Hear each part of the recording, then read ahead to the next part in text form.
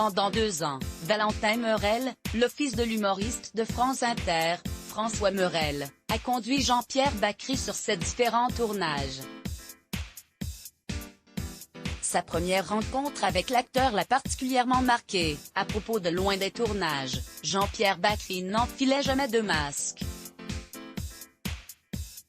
L'acteur, scénariste et dramaturge, décédé des suites d'un cancer à 69 ans ce lundi 18 janvier, se moquait de plaire à ceux qui le rencontraient, un trait de caractère qui a tout de suite mis en confiance Valentin Meurel, son chauffeur pendant 2 ans.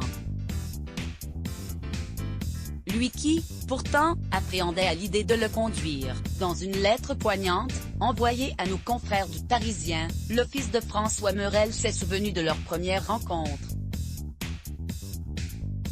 Même si le comédien tenait la réputation d'avoir le sens de la fête, sa gouaille et son phrasé avaient de quoi surprendre. Valentin Meurel, trentenaire, s'attendait à n'importe quelle demande de sa part. Toutes, sauf celle-ci.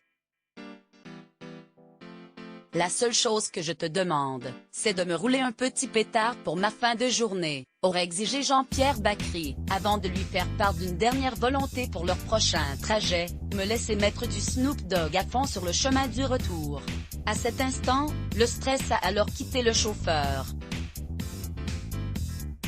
Conduire le comédien n'était finalement que du bonheur.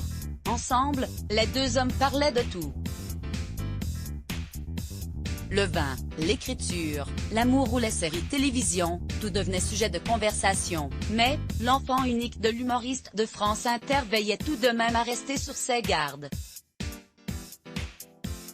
Avec lui j'étais, comme tout le monde je crois, un peu sur des œufs. J'avançais mes arguments avec prudence, comme un disciple craintif, a-t-il admis. Il ne s'en cachait pas. Jean-Pierre Bacry se comportait comme bon lui semblait. Cigarette sur cigarette, l'acteur ne s'est jamais privé d'en allumer une.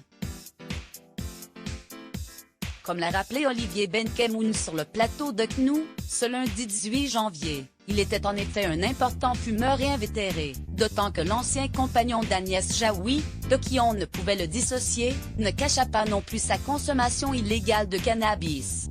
J'aime beaucoup toutes les vertus de cette drogue douce, qui n'est pas encore dépénalisé, avait-il confié dans la grosse émission de Dominique Farrugia, en 1997. Article écrit avec la collaboration de l'agence Psys Medias Crédit Photo, Pierre Perusseau Best Images Let's Block ADS.